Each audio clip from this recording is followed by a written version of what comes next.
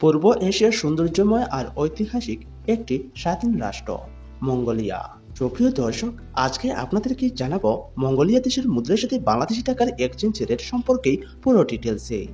তাহলে চলুন জেনে নেওয়া যাক। মঙ্গোলিয়া দেশের রয়েছে নিজস্ব মুদ্রা এবং রয়েছে নিজস্ব মুদ্রার মান।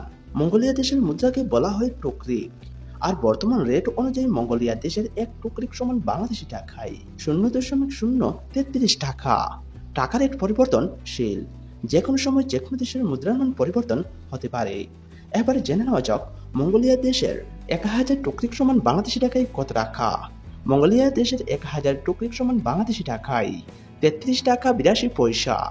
এবারে জেনে নেওয়া যাক মঙ্গোলিয়া দেশের 10,000 টুকরিক সমান বাংলাদেশি টাকায় কত টাকা। মঙ্গোলিয়া দেশের 10,000 টুকরিক সমান বাংলাদেশি টাকায় 338 টাকা 26 পয়সা। এবার জেনে নেওয়া যাক মঙ্গোলিয়া দেশের 1 লক্ষ টুকরিক সমান বাংলাদেশি টাকায় কত টাকা।